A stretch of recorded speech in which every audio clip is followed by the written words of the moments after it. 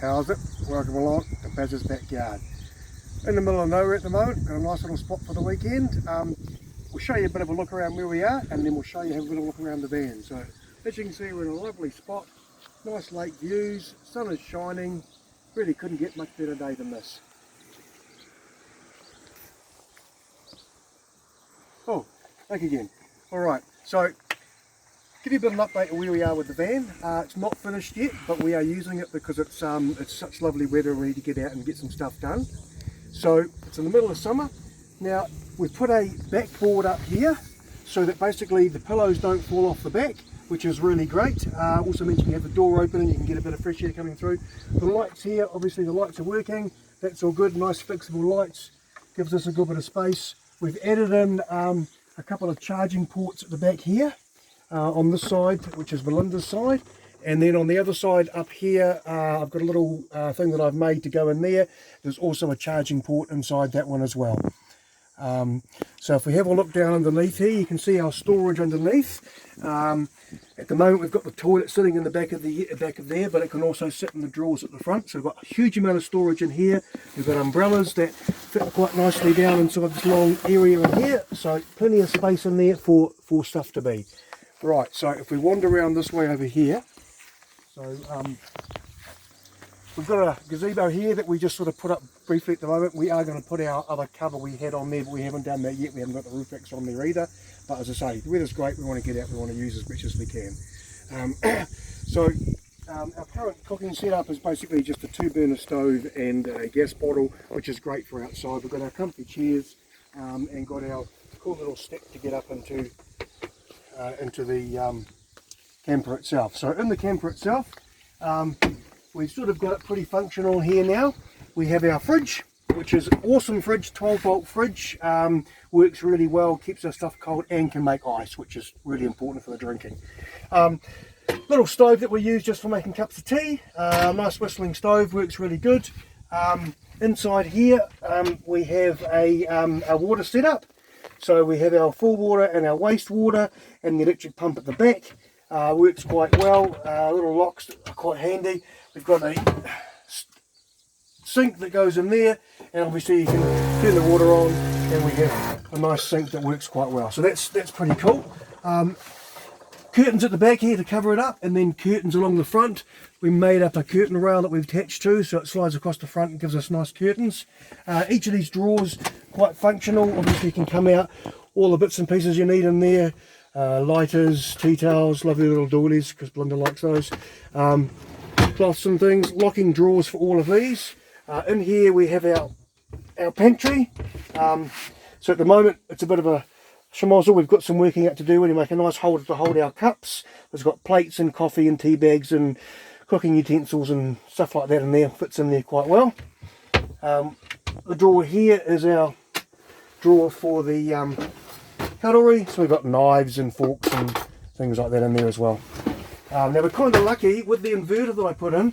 I got the 750 watt toaster, and we can have toast in the morning to make our eggs, which I think is pretty damn cool. We've also got our solar system up and running here. It's working quite well at the moment. Everything charges and does its thing. We've got basically enough power for 2 to 3 days with no sun at all, and that's quite handy. I've got the TV up here, and on the back here we've got this thing called an Anycast. What this does is it enables us to basically connect up our phones to the TV, and we can stream anything on our phones through the TV, so we can download Netflix and things like that so we can watch it. We've got this really cool little mirror here which comes out and will give you a hell of a fright if you look on the double side.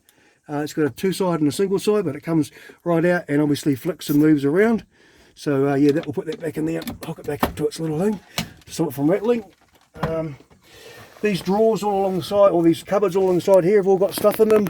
This one we keep our lantern and other electrical things. So there's 3 of those all the way along here, and they're all quite handy to have for extra space.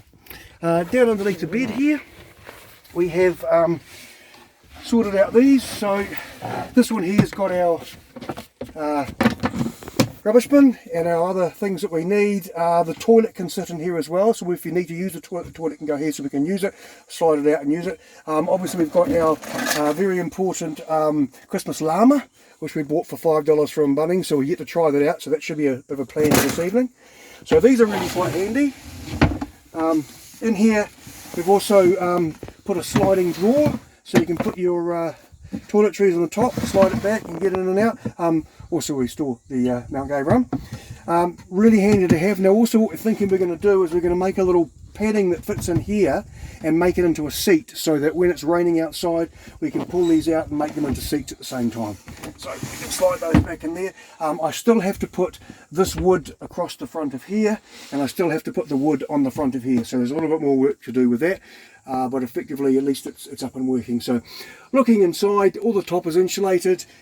We put a little light switch on the side so we can turn the lights on here, and we've got a light that goes up there.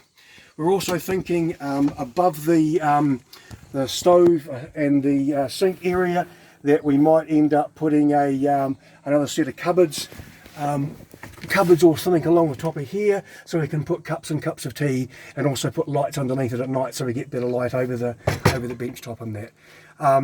So obviously we made all the bench top, just some pine that we stained up, came up quite good, quite happy with that.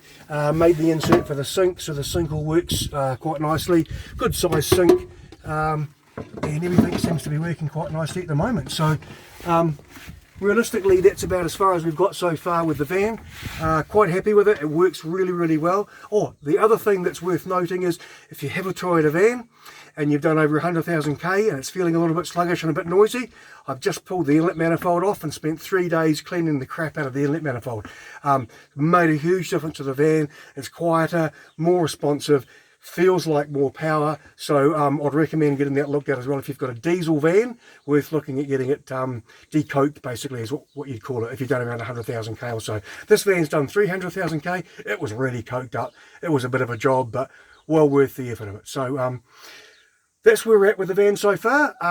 What we'll do is we'll do another update once we've done a bit more work on it. Like I said, we've got a few more bits and pieces to add in there to make it a bit more usable, but effectively everything we've done has worked really well, and it hasn't cost us an awful lot of money. Bit of time, but not a lot of money. So yeah, loving the outdoor life, loving the camping and the freedom camping. So yeah, looks like it might be time to go for a swim. So all good. Cheers, Bazzigas Darage.